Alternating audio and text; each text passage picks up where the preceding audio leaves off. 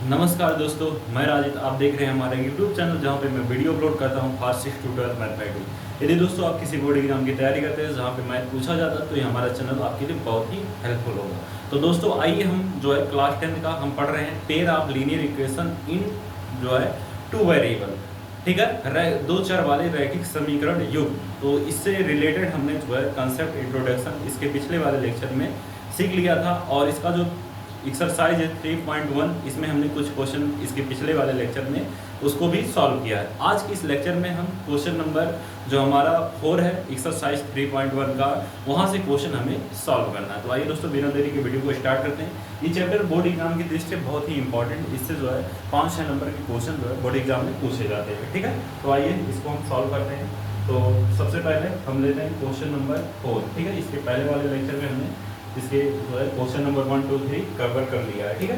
Question number 4 हमारा क्या है? क्वेश्चन नंबर 4 हमारा है कि निम्न रैखिक समीकरण, यहाँ पे लिखा है आपका क्वेश्चन नंबर 4, निम्न रैखिक समीकरण युग्मों में कौन से संगत युग्म है और कौन से असंगत युग्म है, ठीक है। यानी हमें कॉन्सिस्टेंट बताना है और इनकॉन्सिस्टेंट बताना है, यानी संगत और असंगत। तो थोड़ा सा इसका कंसेप्ट मैं आपको बता दे रहा हूँ, यहाँ थोड़ा आप देखेंगे। जैसे देखिए संगत कब होगा, ठीक है, संगत कब होगा, ठीक है, और असंगत कब होगा। दो चीजें हैं कि हमें ज्ञात करना है, संगत और असंगत, ठीक है। इसको हम कहते हैं, इसको हम बोलते हैं कॉन्सिस्टेंट, ठीक है। ये होता है कॉन्सिस्टेंट और इसे हम इंग्लिश में कहते हैं इनकॉन्सिस्टेंट, ठीक है, कॉन्सिस्टेंट, ठीक है। असंगत और असंगत। असंगत यहाँ पे संगत कब होता है, ठीक है। संगत हमारा कब होगा? अगर हमारी रेखा, ठीक है, अगर हमारी रेखा क्या होती है? अगर हमारी रेखा प्रतिच्छेदी होती है। अगर हमारी रेखा क्या होती है? प्रतिच्छेदी होती है, या फिर जो है क्या होती है, या फिर क्या होती है, या फिर कौन जो है संपाती होती है, या फिर क्या होती है? संपाती होती है, ठीक है, संपाती होती है या प्रतिच्छेदी होती है। प्रतिच्छेदी को हम इंग्लिश में कहते हैं इंटरसेक्टिंग लाइन, इंटरसेक्टिंग लाइन, ठीक है, इंटरसेक्टिंग लाइन। इंटरसेक्टिंग लाइन का मतलब होता है प्रतिच्छेदी रेखा, ठीक है। और संपाती को कहते हैं कॉन्सिस्टेंट, ठीक है, कॉन्सिस्टेंट, ठीक है, कॉन्सिडेंट, ठीक है, कॉन्सिडेंट। तो कॉन्सिडेंट यानी संपाती, अगर हमारी रेखा प्रतिच्छेदी होती है या संपाती होती है तो क्या होगी? संगत होगी, ठीक है। यदि हमारी रेखा क्या होती है? प्रतिच्छेदी होती है या फिर क्या होती है? संपाती होती है, तो हमारी होती है कॉन्सिस्टेंट यानी संगत होगी। बट अगर हमारी रेखा क्या होती है? अगर हमारी रेखा क्या होती है? पैरेलल होती है यानी समांतर होती है। क्या होती है? समांतर होती है, जिसे हम क्या कहते हैं? पैरेलल लाइन कहते हैं, ठीक है, पैरेलल लाइन। अगर हमारी रेखा क्या हो? पैरेलल होती है, समांतर होती है, तो क्या होती है? वो असंगत होती है। तो यहाँ पे आपको यही ध्यान में रखना है कि संगत कब होगी और असंगत कब होगी। तो संगत कब होगी? अगर हमारी रेखा क्या हो? प्रतिच्छेदी हो या फिर क्या हो? संपाती। असंगत कब होगी? यदि हमारी रेखा क्या हो? यहाँ पे समांतर हो यानी पैरेलल लाइन होगी, तो क्या होगा? वो होगी हमारी असंगत। और जो पैरेलल लाइन होता है, क्या होता है इसका?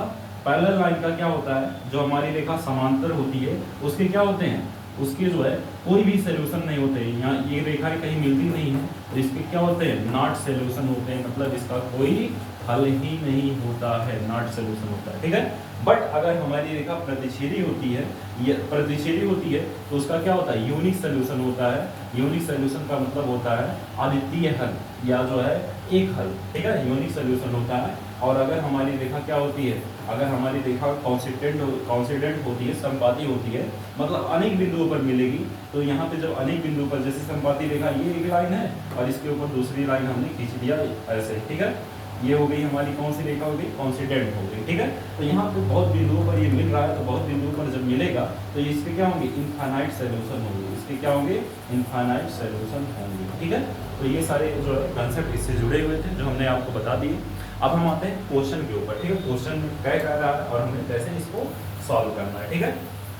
तो ये आपको अच्छे से समझ में आ ही गया होगा, संगत क्या होता है, असंगत क्या होता है।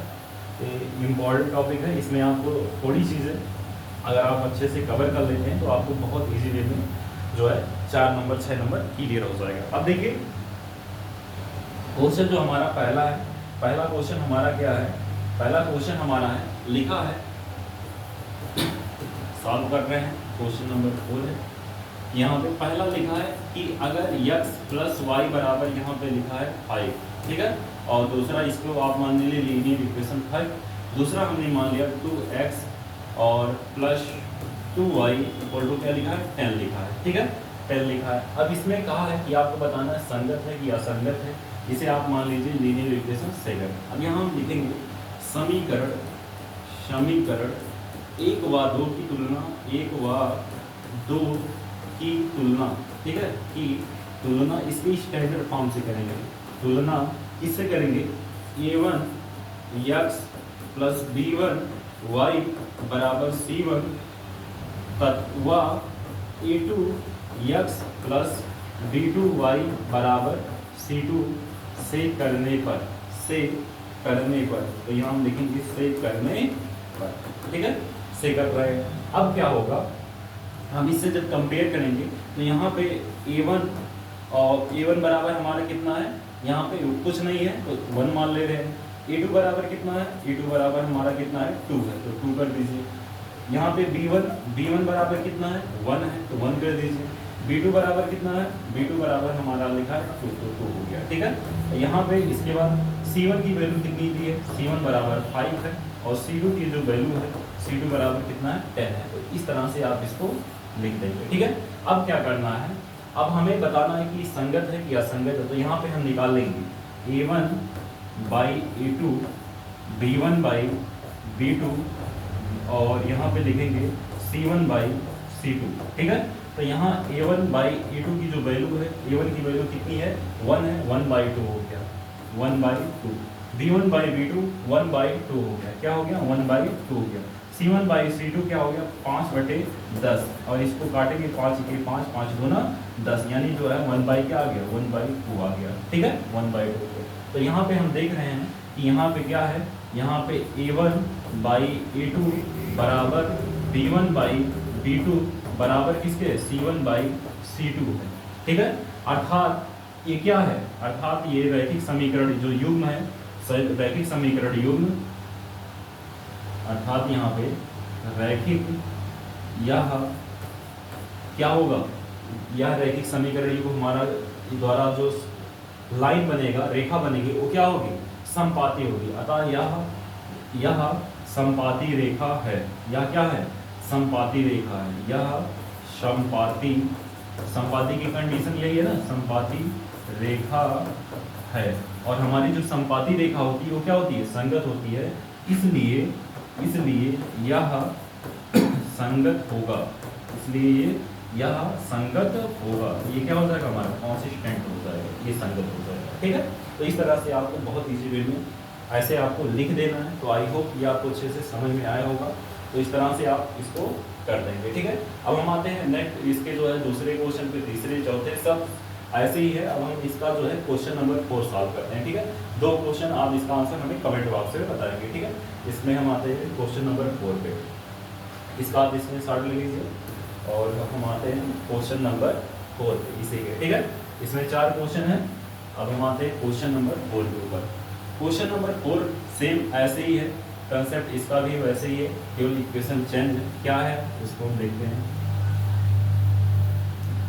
चलिए क्वेश्चन अब की बार हमारा है, लिखा है 2x minus 2y equal to, नहीं दिया है यहाँ पे -2 बराबर क्या कर दिया 0। तो इसको हम सही फॉर्म में लिखेंगे 2x minus 2y equal to क्या कर देंगे 2, और इसे हम लीनियर इक्वेशन फर्स्ट मान लेंगे, ठीक है।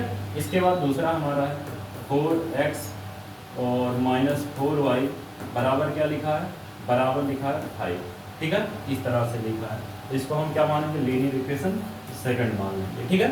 अब क्या करना है हमें, अब यहाँ पे हम लिखेंगे समीकरण 1 व 2 की तुलना, समीकरण 1 व 2 की तुलना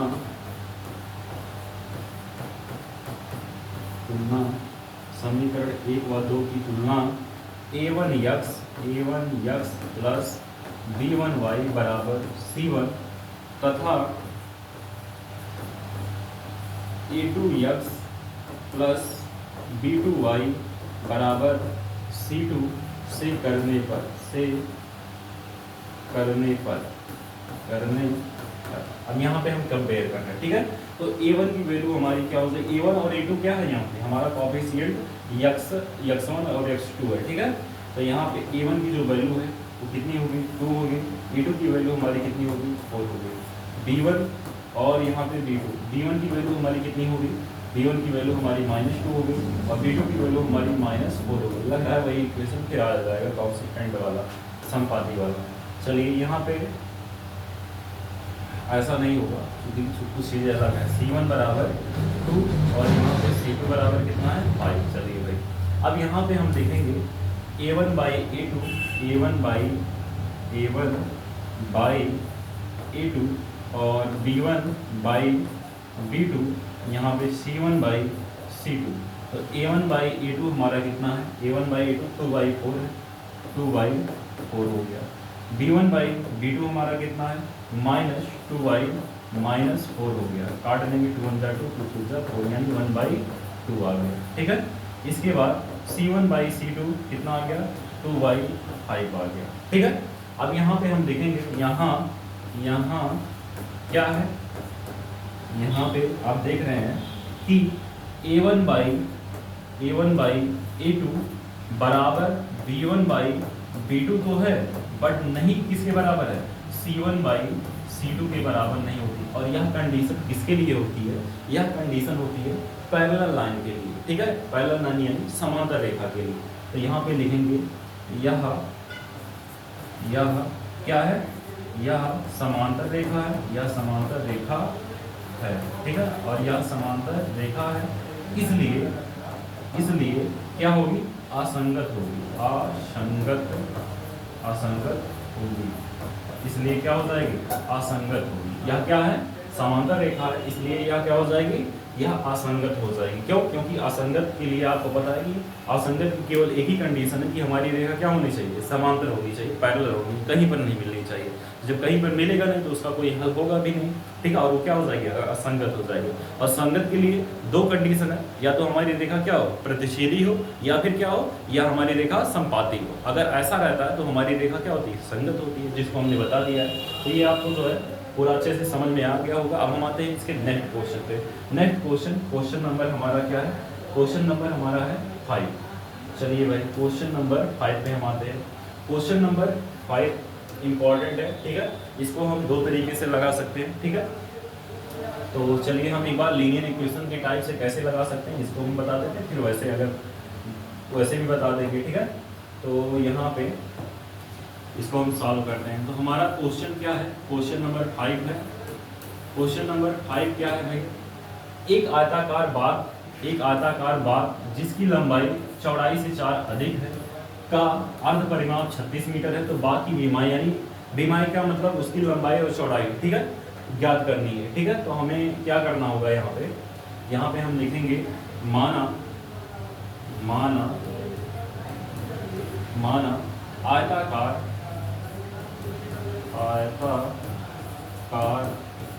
बाग की लंबाई बराबर x मीटर, इसलिए चौड़ाई बराबर कितना हो जाएगा, चौड़ाई y मीटर हमने मान लिया, ठीक है। प्रश्नानुसार प्रश्न में क्या कह रहा है, प्रश्न में कह रहा है कि जो उसकी लंबाई है वो चौड़ाई से क्या है, 4 अधिक है। तो यहाँ पे प्रश्नानुसार x यानी लंबाई है, ये चौड़ाई यानी y है, y से क्या है, 4 अधिक है। तो यहाँ पे x प्लस y हो गया। अब यहाँ पे प्लस y है, इस साइड आएगा माइनस, यानी x माइनस y बराबर 4 हो जाएगा। और इसे हम लीनियर इक्वेशन क्या बना देंगे, सेकंड बना देंगे, ठीक है। और इसके बाद और भी कहा है का अर्ध परिमाप कितना है, 36 मीटर है। जब 36 मीटर अर्ध परिमाप है, अर्ध परिमाप कितना है, ये 36 मीटर है। और इसका जब पूरा परिमाप निकालेंगे तो क्या हो जाएगा, 36 दूना 72 कर दीजिए, या तो वो हाफ करके लगाइए। तो यहाँ पे हम इसका निकालेंगे, हम कहेंगे आयताकार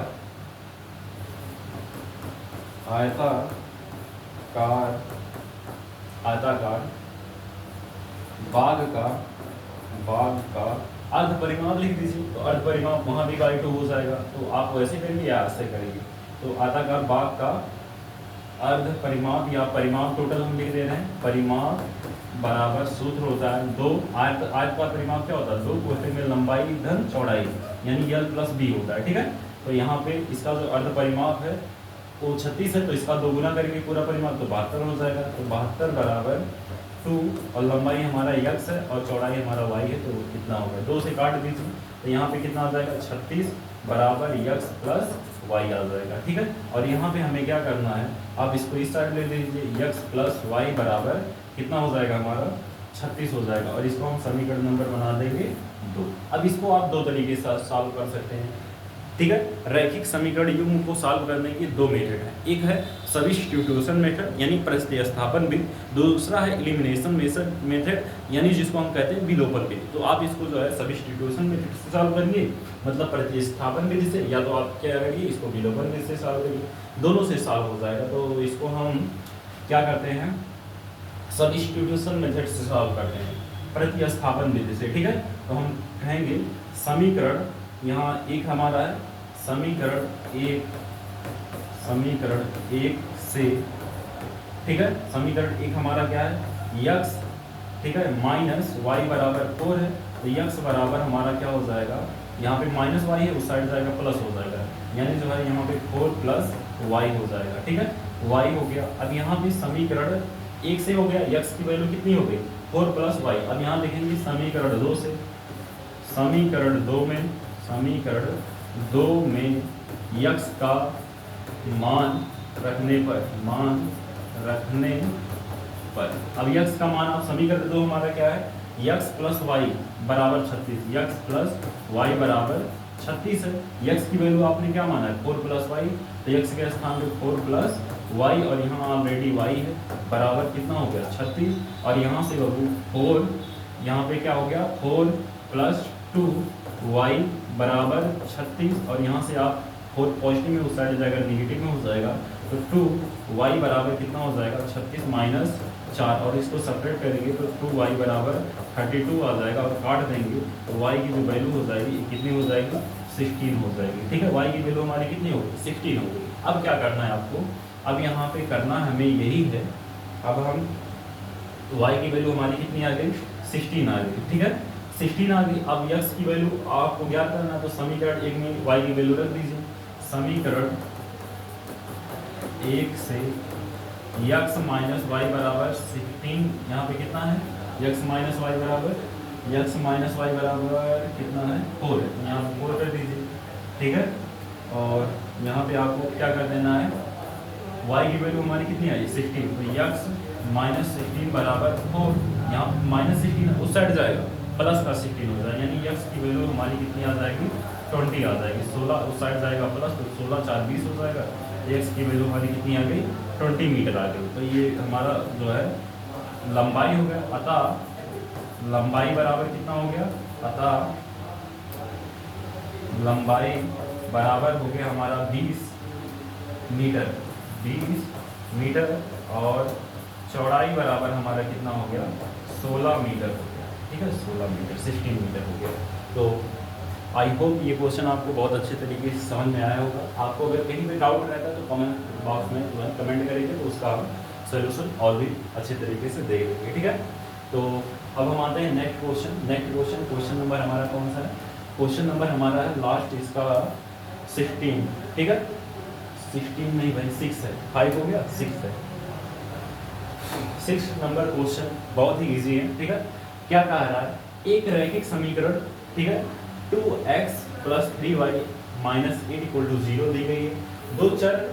दो चरों में एक ऐसी और रैखिक समीकरण लिखिए ताकि प्राप्त युग्म का जो ज्यामितीय निरूपण हो, मतलब जो इसको आप ज्योमेट्रिकली इसको रिप्रेजेंट करिए, वो कैसा हो, एक बार प्रतिच्छेदी हो, दूसरी बार समांतर हो, तीसरी बार क्या होना चाहिए, तीसरी बार हमारा होना चाहिए संपादी। तो इसमें 3 कंडीशन है। आपको पता है कि अगर हमारी प्रतिच्छेदी रेखा है तो यहाँ पे a1 बाई a2 बराबर नहीं होगा b1 बाई b2 के।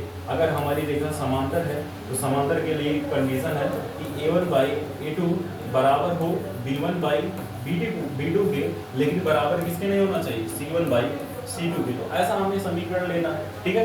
तीसरा क्या है, संपाती। संपाती रेखा किसे कहते हैं, अगर A1 बाई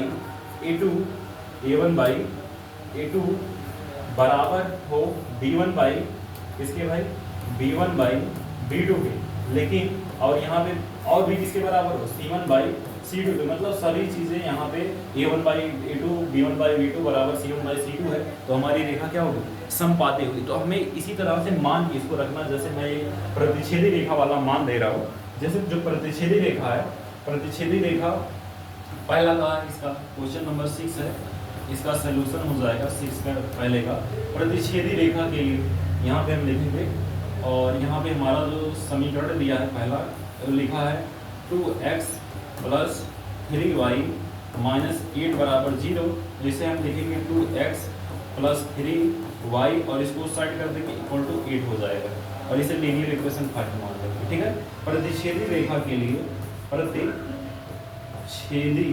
ठीक है, प्रतिच्छेदी रेखा के लिए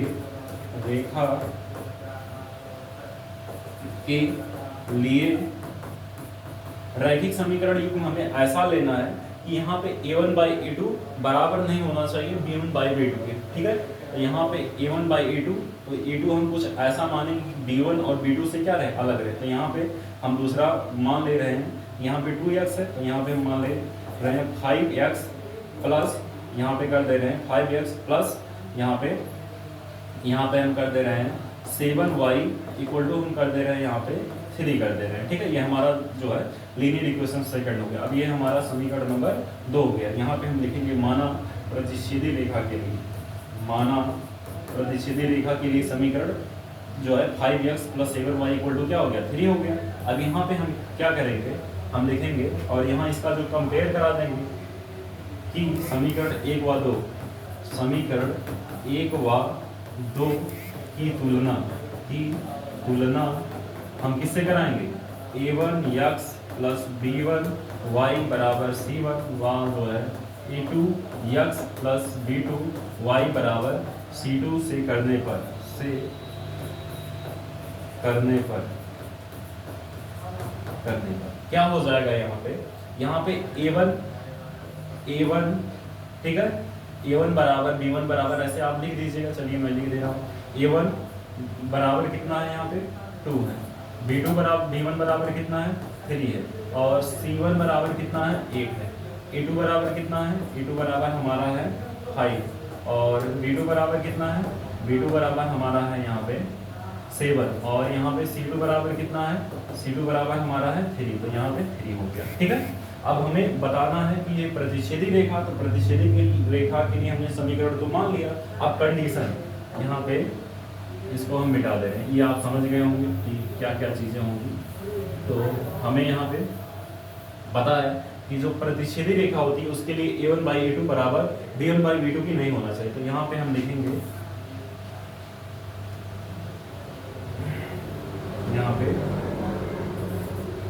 A1 बाई A2 बराबर हमारा कितना है, A1 बाई A2 यानी 2 बाई कितना हो गया, 2 बाई 5 हो गया।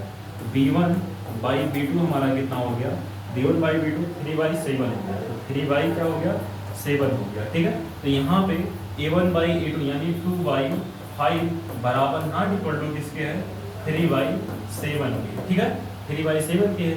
अतः यह रेखा क्या हो गई, हो जाएगी, अतः